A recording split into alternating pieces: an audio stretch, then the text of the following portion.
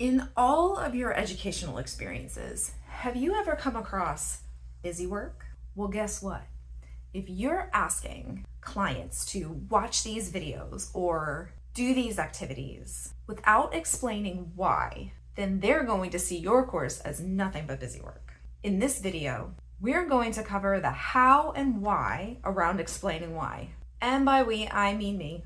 I'm Dr. Catrina Mitchum, Learning Experience Designer. Why me? Because I've been teaching adults online since 2009. If the impact that something is going to have on getting to the end goal isn't clear, it can be considered busy work, and that can lead to not being successful. We want to feel like everything that we're doing is for a purpose. And if that purpose isn't clear, then it leaves us less motivated or even demotivated to continue doing the pieces of the course that are necessary to get to that end goal. And that's why the connections are so important. This means giving a why behind the content, behind the activities, and how those things are going to get them to that goal that they're trying to reach. These things, just like when I talked about options in last week's video, are all about emotions, and the emotions that an experience can evoke can determine how that experience plays out. So I'm going to give you a scenario. So I'm going to pull back in an example that I've been threading through several of my videos, and that is, let's say we've got a course on small talk. So in last week's video on options, we talked about an activity where your clients are reflecting on a past experience where small talk didn't go well, or they felt like it didn't go well. So if you are asking someone specifically to think back on and reflect on negative experiences without telling them why, that's going to cause negative emotions, right? They're not going to want to do it unless you explain, this is going to help us do X, Y, Z in getting to that goal of being able to have a small talk conversation. Another example might be if I'm giving you some background information on something and I don't explain why that background information is actually going to help you do the thing that you need to do. I want to make that connection between I'm telling you why transparency is so important before I'm going to show you how to do it. That's what I'm doing right now. If we're creating courses where we're not bringing the client along the learning journey with us and explaining the madness behind the methods, then they're going to feel lost. It's going to be difficult for them to see why we're taking this path instead of that path, or how this path is going to get us to this thing in ways that we're looking for. Nobody wants to feel like what they're doing is pointless, and your clients aren't in your brain. So giving them an inside look to that madness behind the method is going to help you keep them on board longer, because when they understand your reasons for doing certain things, they're more likely to do them, or they're more likely to ask further questions or ask if, can I do this instead? Will it still get me to that place?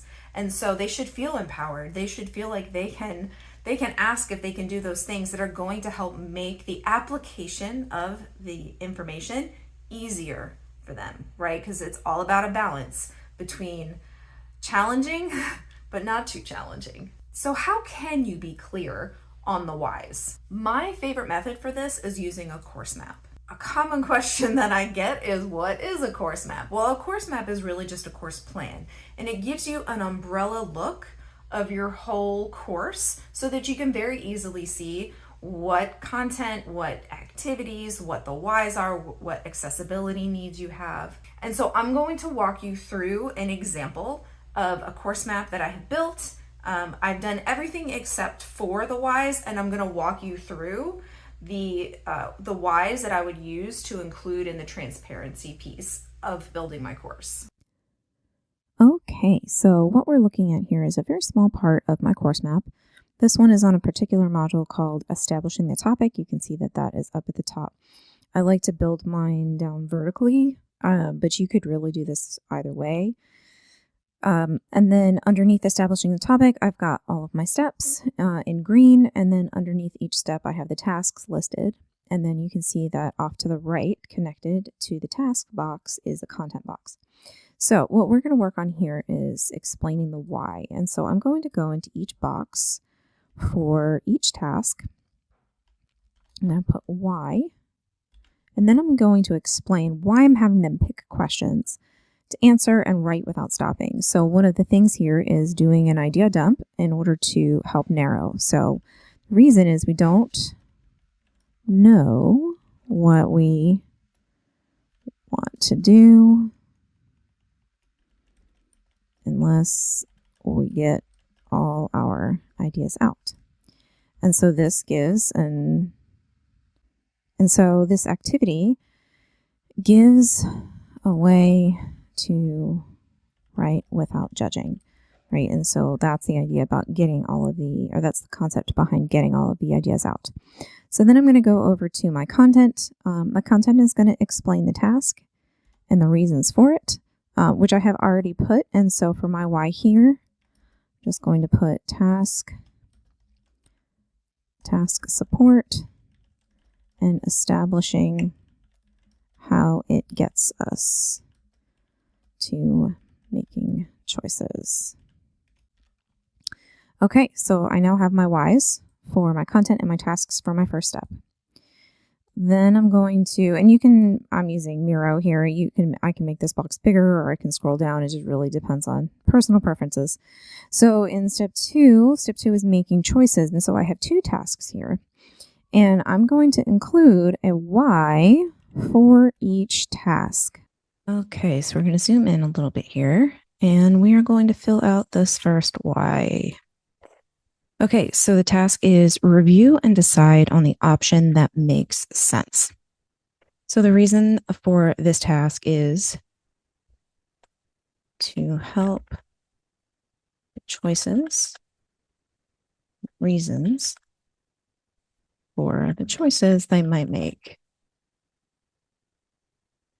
in order to make task 2 easier. Really, because that's the reason behind giving the options and then explaining the options. So my second why for step 2, task 2 is, so the task is complete the selected option for taking the brain dump and narrowing it down to 3 ideas. And the reason for this task is to help narrow down ideas to make them more manageable. Okay, so if I move over to my content box, my content is going to explain the task, why you might choose one over the other, give the tool options, explain how this moves forward to the next task. So my why here is just going to be task support, because that's largely what this content is going to do, and connection to the rest of the course. Okay, so I'm going to not zoom out. I'm going to move down to step 3, writing a description. My task for step 3 is to write a description that includes various things. So the reason for writing the descriptions is to help narrow the topic into a more specific area and provide something to get market feedback on, because it's going to lead into step 4. So in my content for this is explain the task, why we're doing it, and go over the sentence starters. So here this is about task support, not talk support, task support, and explaining how it builds. Right? So explaining how this is going to help them in the next piece, which is the more targeted marketing. So I'm not going to go over task 4 because I think you probably get the idea. So you're going to need to explain where in the course you include these things as you're working through your map. Is it in the video intro and the description? Is it in the module overviews?